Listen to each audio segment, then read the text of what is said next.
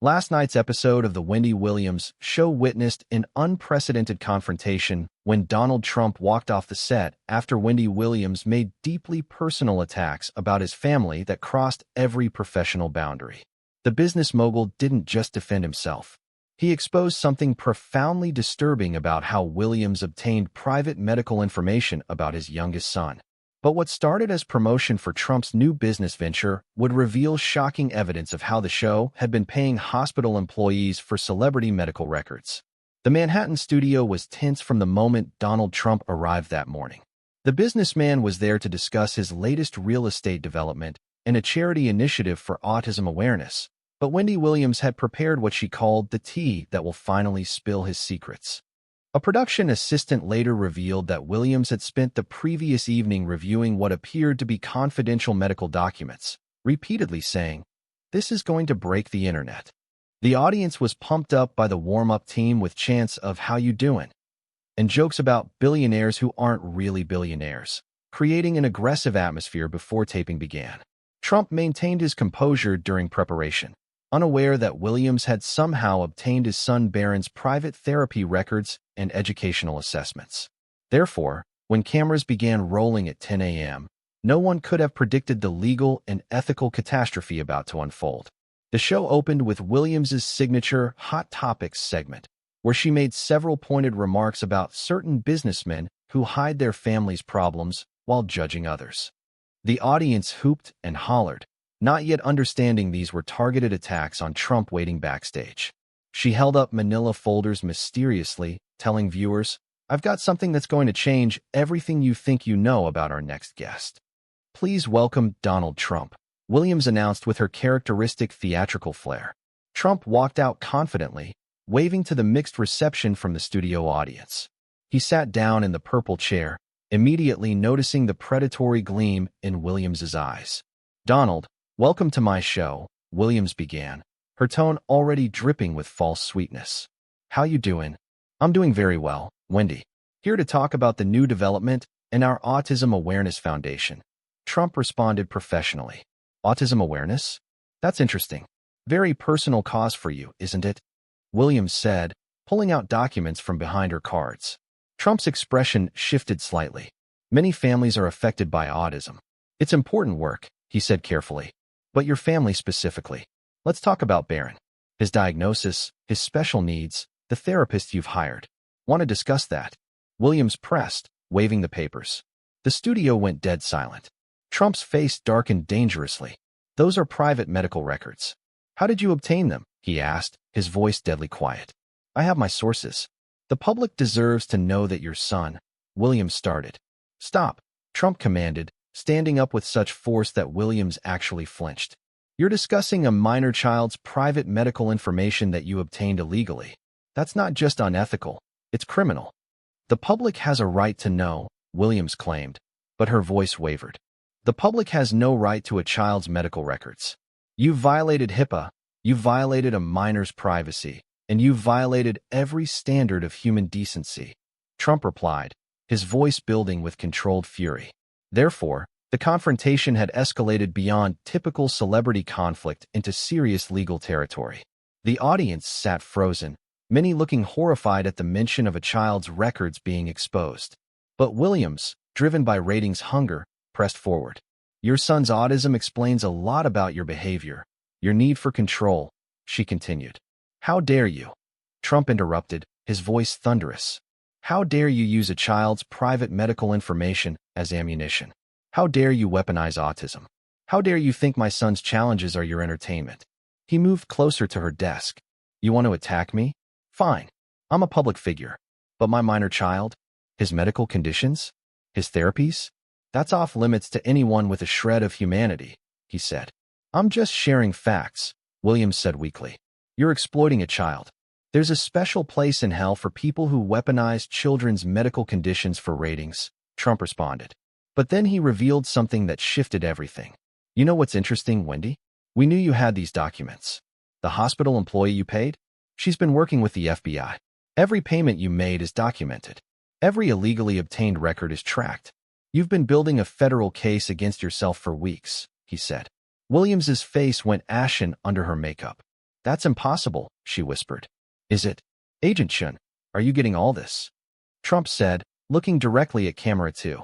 The revelation that the FBI was monitoring sent shockwaves through the studio. Several producers were seen fleeing the control room. Williams sat frozen, her usual bravado completely shattered. You recorded me? Williams asked in shock. The FBI recorded you committing federal crimes. I just made sure you'd reveal them publicly. Every document you're holding has forensic markers. We know exactly how you got them, who you paid, and how much, Trump replied. He turned to the audience. This woman paid a hospital employee $30,000 to steal my son's medical records. She was going to expose a minor child's autism diagnosis for entertainment. Is this who you want to support? He asked them directly. Several audience members stood to leave immediately. Others were crying. The violation of a child's privacy had crossed a line even for daytime television drama seekers. Now, if you're watching this and you've ever had your child's privacy violated, if you've ever seen innocent children exploited for entertainment, you're not alone in your outrage. Share this moment. Click that subscribe button. Your simple act of subscribing and sharing helps protect children's privacy. When you click subscribe, when you share this video, you're standing with every parent fighting to protect their children from exploitation. You're showing that children's medical privacy is sacred.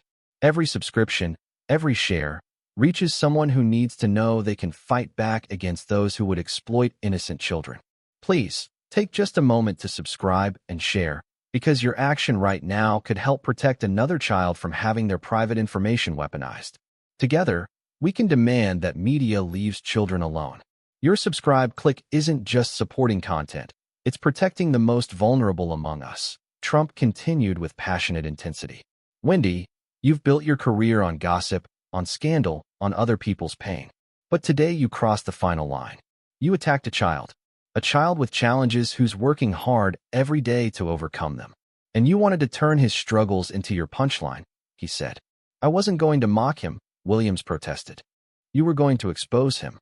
You were going to violate his privacy before he's even old enough to consent. You were going to make his medical condition public knowledge forever. The internet is forever, Wendy. You were about to destroy a child's future privacy for one day's ratings, Trump said. He pulled out his phone. Should I read the text you sent your producer? Quote, the autism stuff will kill. Trump will lose it, and we'll get viral clips for days. You called my son's condition stuff that will kill. Those are your words, he said. That was taken out of context, Williams claimed desperately. The context is you celebrating the exploitation of a child's medical condition. There's no context that makes that acceptable, Trump replied. He looked at the remaining audience members. How many of you have children? How many have children with challenges? Imagine someone stealing their medical records, putting them on television, turning their struggles into entertainment. That's what she was about to do, he said. I'm done with this show, Trump declared. But Wendy, I'm not done with you. The lawsuit will be filed within the hour. The criminal charges are already being processed. You're about to learn that there are some lines that can't be crossed, and exploiting children is one of them. You can't prove anything, Williams said pathetically. I don't have to. You just admitted to having illegally obtained medical records on live television. You showed them on camera. Millions of witnesses just watched you commit federal crimes, Trump replied. He walked toward the exit, then turned back. You know what disgusts me most? You have a son. You know what it's like to want to protect your child. Yet you were willing to destroy mine for ratings. What kind of mother does that make you? He asked. The question hung in the air like an indictment. Williams had no answer. Her mouth moved, but no words came out. The moral authority had shifted completely. Your son has had his own challenges, hasn't he?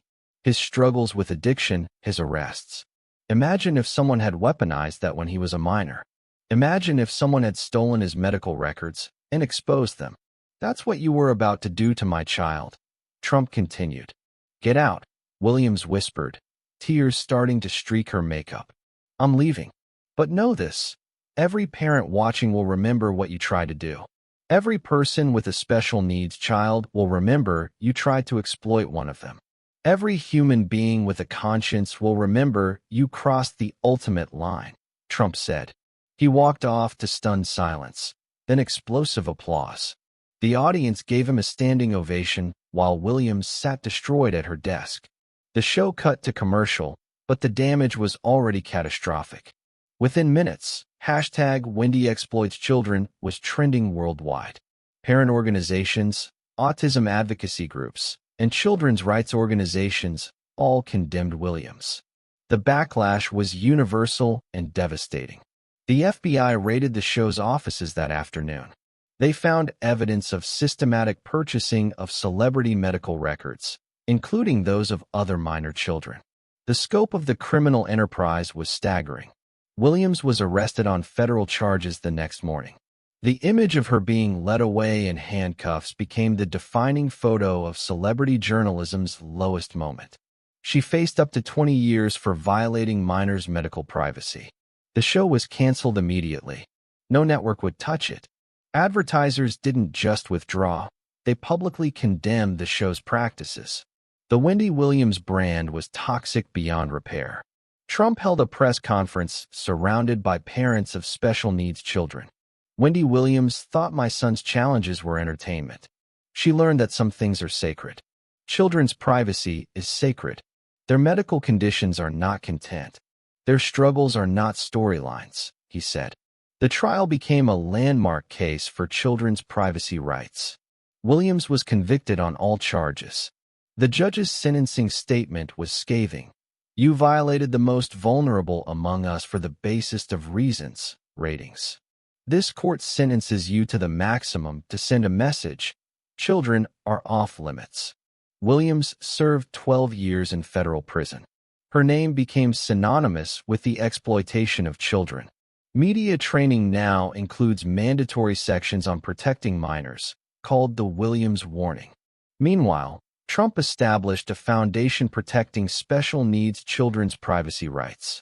He turned the violation into advocacy, ensuring no other child would face what his son almost experienced. Years later, Barron Trump would speak publicly about the incident for the first time.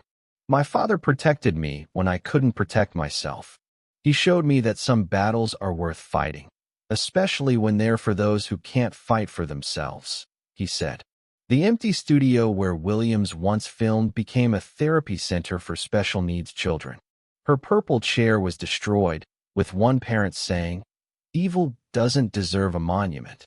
And Donald Trump, who'd been invited for gossip and scandal, had instead exposed a criminal enterprise exploiting society's most vulnerable. He'd shown that while adults might be fair game for media attention, children never are. The incident marked the end of an era where children's privacy was negotiable, where medical records could be bought, where the exploitation of minors was tolerated for entertainment.